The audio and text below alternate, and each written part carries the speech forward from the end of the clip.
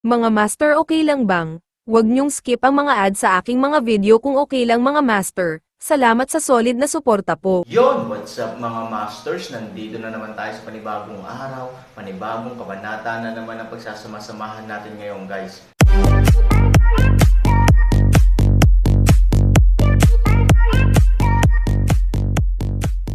Bali mga masters, kung bago ka pa lang po sa aking YouTube channel, please click the subscribe button, lalong-lalo na po yung notification bell guys, para maging connected pa rin tayo sa isa't isa at maging updated kayo sa mga susunod ko pang video. Bali mga masters, bago natin umpisahan ng kwento ay mag-shoutout po muna tayo para sa mga solid nating tagapakinig. Yun na nga mga masters, no? Bali hindi na ito patagalin. In 3, 2, 1, let's go! Biglang nawala ang malakas na ulan sa langit, at biglang tumigil ang lahat. Parang panaginip lang ito. Gayunpaman, ang dugo sa lupa ay nagsabi sa kanya na ito ay hindi isang panaginip. Bakit? Bakit biglang tumigil? Sa oras na ito, kahit na ang espesyal na sugo na puti ay medyo hindi inaasahan, pagkatapos ng lahat, ang ulan ay nagpapakita ng isang pagtaas ng trend at hindi nagpakita ng mga palatandaan ng kahit na lumiliit, lalo na sa biglaang tumigil. Ito ay ganap na lampas sa saklaw ng pagsasaalang-alang ng puting sugo. Nakita din ito ng maraming tao na naroroon, at isang grupo ng mga tao ang labis na nagulat. Itim na hangin din ang nangyaring sumugod kasama ang kanyang koponan, pagharap sa tagpong ito, medyo mahirap tanggapin saglit. I'll go. Anong nangyayari? Pagtingala sa langit, tila lumiliwanag ang langit sa sandaling ito. Maaaring ang pangalawang kapangyarihan ay naging ulan ng dugo at sa wakas ay pinakawalan pagkatapos ng mahabang pakikibaka.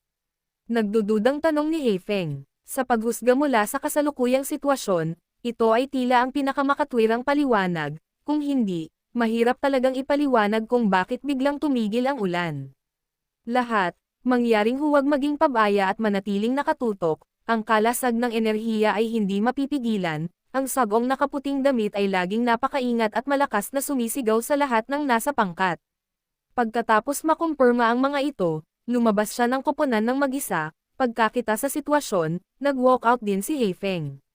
Sabay na tumingin sa langit ang dalawa, pagkaraan ng paulit-ulit na pagkumpirma ni Heifeng, sinabi niya, "Kuya, tila nawala na talaga ang ulan, tingnan mo ang langit, mas maliwanag kaysa dati." Ang sagong nakasuot ng puti ay karaniwang sumang-ayon sa resultang ito at tumingin pabalik sa pintuan ng cellar. Upang maging ligtas, samantalahin natin ang ulan para huminto ngayon, pabilisin ang takbo, at mabilis na tipunin ang lahat sa cellar. Tumango si Heifeng, iwinagayway ang kanyang kamay, at inutusan ang kanyang mga nasasakupan sa kanyang likuran na huwag mag-antala, at mabilis na tinungo ang cellar. Kumaway din ang espesyal na sugo na nakaputi sa kanyang mga nasasakupan sa kanyang likuran, at nagsimula na ring kumilos ang kanyang mga tropa. Anyway, at least looking at it now, I can really relax for a while, it rains so hard now. I'm really worried na mas maraming tao ang hindi makakarating sa cellar, sabi ni Heifeng.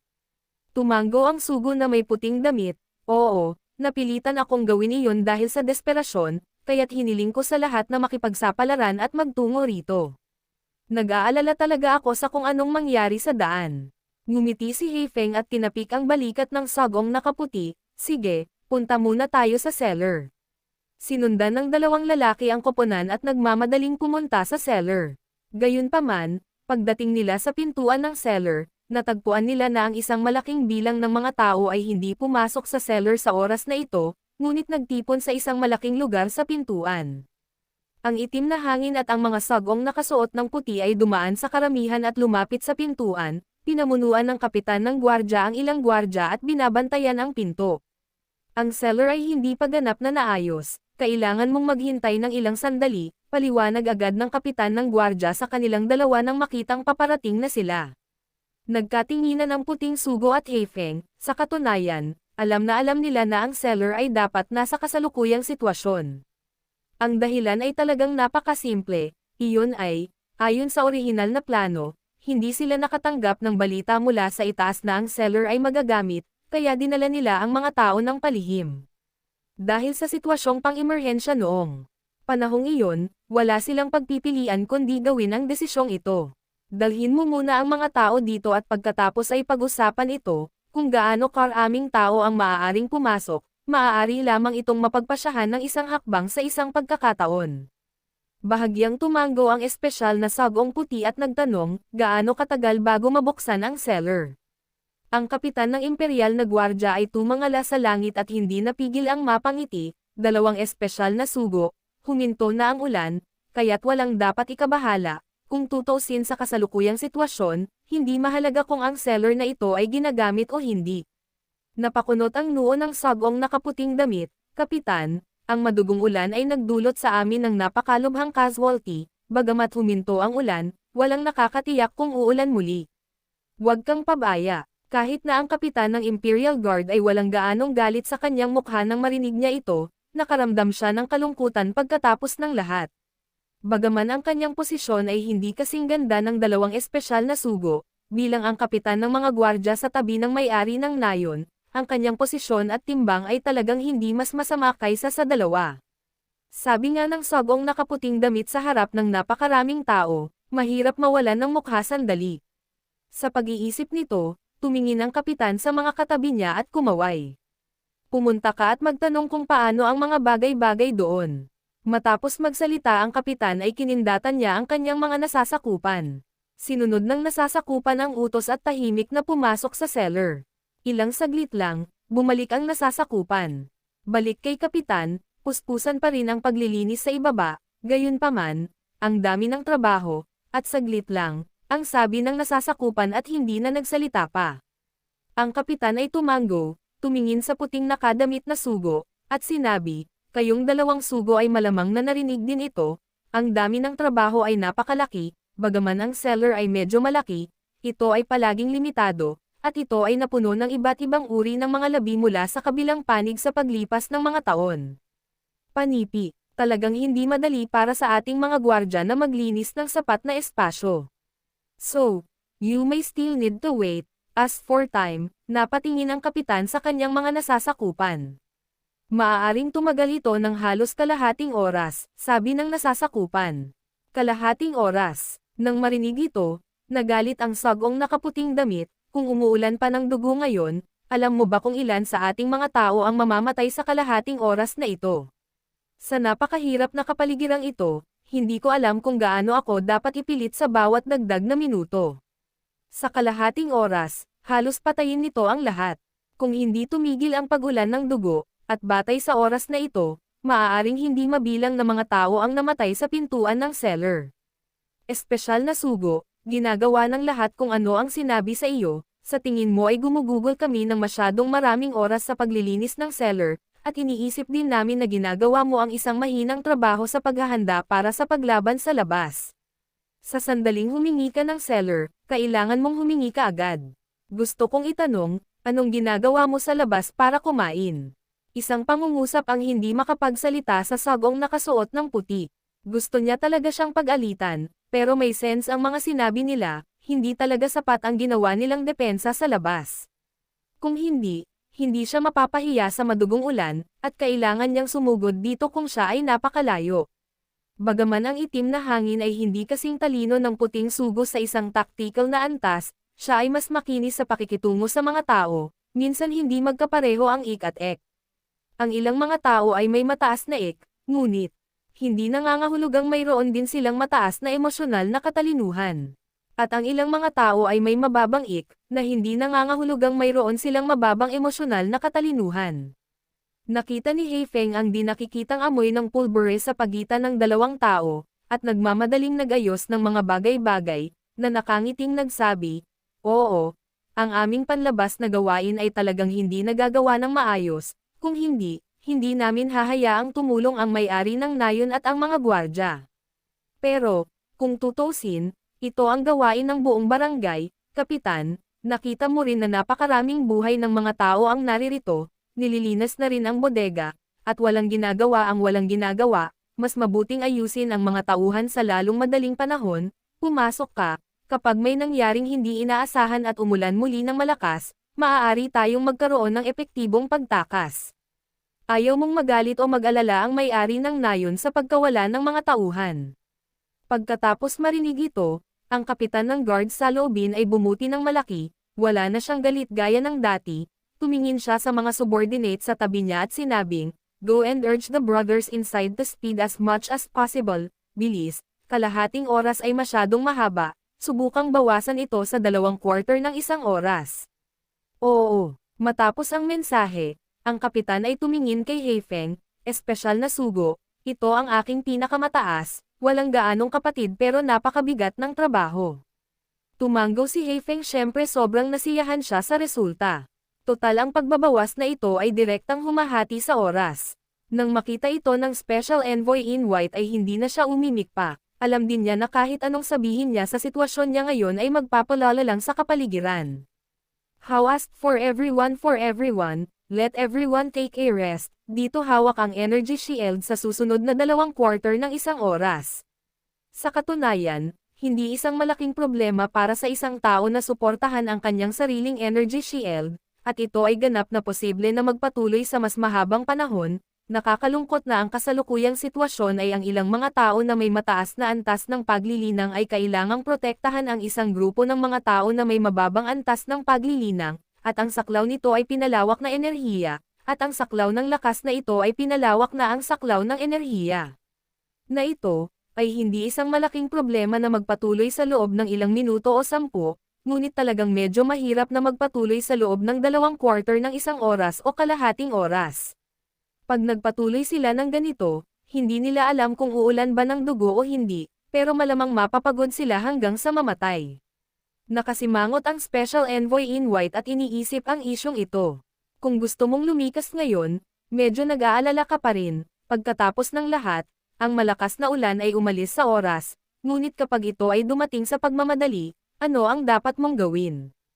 Walang ligtas na lugar sa harap ng pintuan ng cellar, sa sandaling bumuhos ang malakas na ulan, walang paraan upang itago, na halos nakamamatay. How about we wait and see, maghintay hanggang sa hindi na sila makatagal, at pagkatapos, tumingin sa itim na hangin ang sagong nakaputing damit. Saglit na nag-alinlangan si Heifeng at tuluyang tumanggo. Total iba naman siya sa kapitan ng Imperial Guard, alam na alam niya ang ugali ng espesyal na sugo na nakaputi, at alam din niya na siya ay palaging higit na para lamang sa trabaho, sa makatuwid, napakaingat niya, at hindi gaanong sinabi ni Heifeng. Uutusan ang mga kapatid na may mataas na paglilinang na ipagpatuloy ang pagsuporta sa kalasag ng enerhiya, kasabay nito, ang iba pang mabababang tagapagsaka sa bilog ay dapat magpahinga kung nasaan sila. Nag-utos si Heifeng, at mabilis na tumugon ang team. Ang kapitan ng bantay ay hindi nagsalita ng anuman, at nanatiling bantay sa pintuan kasama ang kanyang mga tao. Mabilis na lumipas ang 1/4 ng 1 oras, bagamat para sa espesyal na sugo na nakaputi, ang oras na ito ay talagang napakahaba, dahil siya ay laging alerto kung ang pagulan ng dugo ay biglang tatama, kaya natural na ang araw ay tila 1 taon. Ngunit para sa kapitan ng gwardya at iba pa, ang oras na ito ay lumipas ng kaunti. Hanggat naghihintay sila ng 1/4 ng 1 oras, ang cellar ay karaniwang ganap na walang laman. Sinulyapan ni Heifeng ang mga elite na naruroon at medyo pangit saglit. Ang 15 minutong suporta ay talagang mahirap para sa mga high-level na practitioner na ito, at maraming tao ang nasa estado ng pagbagsak. Hirap na hirap din sila, sa labanan sa pag-atake, sila ang pangunahing puwersa at kailangang patuloy na atakehin ang kalaban, sa defensive round, sila ang namumuna at umaasa sa harapan. Pagkatapos ng labanan na ito, ang kanilang sariling mga pagkatalo ay napakalaki na. Pagkatapos ng madugong ulan, kinailangan nilang sundin ang pagbaha at ayusin ang mga bubong, at sila ay abala na sila ay nahihilo.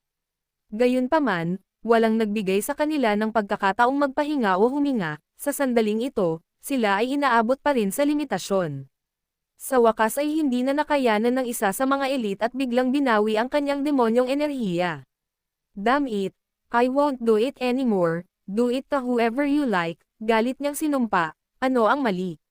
Dapat magdusa ang mga taong may mataas na antas ng paglilinang. Nakatanggap kami ng kaunti pang mapagkukunan at kaunting sweldo, ngunit ngayon ay pareho kaming 1 baka at 1 kabayo. Sa pagsigaw niya ay mabilis na tumugon ang pangalawang tao. Tama. Kung may nangyaring sakuna, magkahiwalay na ang landas ng mag-asawa, bakit tayo? Marami tayong sahod at resources, kapag nagsimula na ang digmaan, tayo ang dapat manguna, walang masabi, gayunpaman, hindi ibig sabihin na kailangan nating gawin ang lahat ng gawain, gawin ito.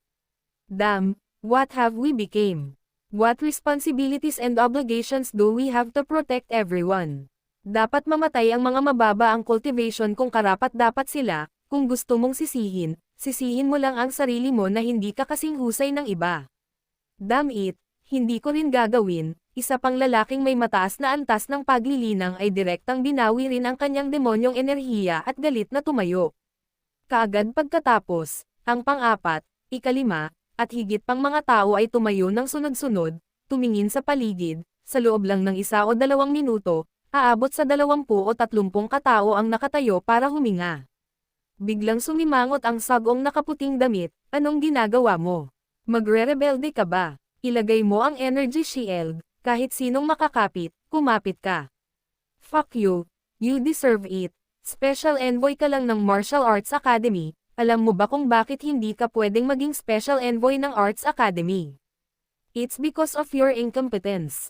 It's just that you act like you're smart, but in fact, when you plan and respond, you make mistakes every step of the way, which makes a group of US pay the bill for you. Tama, kung hindi ka lang nagkamali ng desisyon, hindi ba't nag-effort tayo sa pagbuo ng flood control? Mas mabuting magdesisyon na lang na ayusin ang bubong sa simula pa lang, paano na lang magkagulo. Oo, pagkatapos nating maging busy sa ganito at ganyan, baka tayo sa paningin mo. Parang ang sarap sabihin na nag-iingat ka, pero sa totoo lang, I think we are just idiots. I also agree that idiots should pretend to be smart, that is, they want to do everything kasi natatakot silang magkamali ang mga malalaking desisyon nila. So they have to take good insurance on every little thing. In this way, they will be careful when making big decisions. Hindi ba nagmumukha siyang tanga? Ito ay magulo. Ang lahat ay ganap na magulo, mula sa ilang dosenang mga tao na hindi nasisiyahan, hanggang ngayon, halos lahat ng madla. Yun na nga mga masters, no? Bali panibagong kabanata na naman yung natapos natin ngayong gabi. Muli, maraming salamat po talaga sa walang sawang suporta po sa aking YouTube channel na talagang inaabangan nyo po ang bawat upload ko po. Bali mga masters, magkita-kita ulit po tayo bukas ng gabi at ngayon po ay magpapaalam po muna tayo. Bali mga masters, bye-bye!